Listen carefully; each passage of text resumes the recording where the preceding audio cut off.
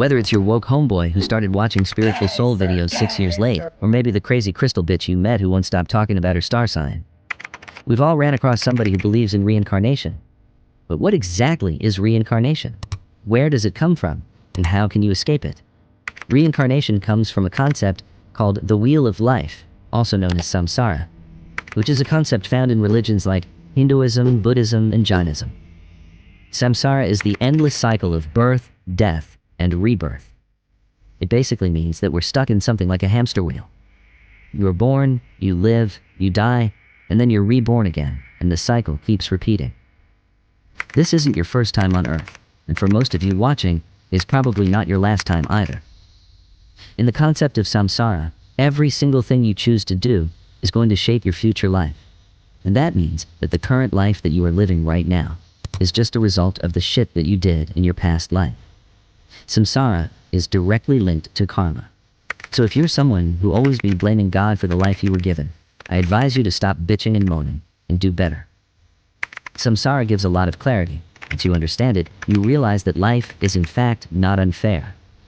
The Nepo baby who was born with rich parents simply did more good than you in their past life, bro. So stop being jealous of them. The person who was born with no legs or some shit slimed hella people out in their past life, so stop feeling bad for them. It sounds harsh and all, and in all honesty, you shouldn't assume what someone did in their past life. But these are some thoughts that most people receive after learning about samsara. In many of these religions, samsara isn't something that you want to stay in because it's tied to suffering. Life includes stuff like pain, loss, death, your bitch cheating on you, etc. And as long as you're in samsara, you're bound to experience these things again and again. So if you want to stop getting cheated on, the goal isn't to have a better rebirth and reincarnate as Jeff Bezos' son or some shit. The goal is to escape the cycle entirely. Different religions have different names for this escape. In Hinduism, it's called Moksha. In Buddhism, it's known as Nirvana. No, not that Nirvana. Whatever you want to call it, the idea is the same. Breaking free from the cycle. This freedom comes through self-realization, wisdom, and detachment from desires. In simple terms, understanding reality so deeply that the cycle no longer holds you. Achieving this takes a lot of inner work. Nirvana isn't something that you can just unlock in a week.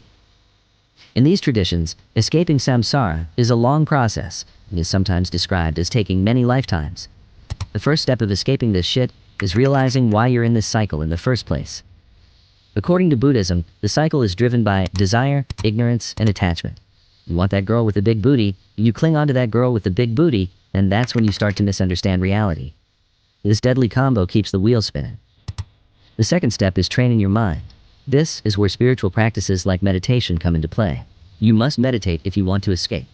Because when you sit there, you observe and you notice. Your thoughts come, and then they go. Your emotions rise, and then they fall. Your urges appear and disappear. By doing this shit, you realize that you don't gotta follow every thought that you have, and you finally start to take control of yourself and become more disciplined in your day-to-day life. Always remember, bro, the first step of mastering reality is mastering your mind. The third and the hardest step is letting go of attachment. But escaping samsara doesn't mean you gotta go to the Himalayan mountains and become a monk. If you want to do that, that's cool too. But escaping samsara doesn't mean you stop living your life. It just means that you stop clinging. You enjoy things without needing them. You experience emotions without being controlled by them. You embrace change instead of fighting it. In Hinduism, this is about realizing your true self beyond your ego.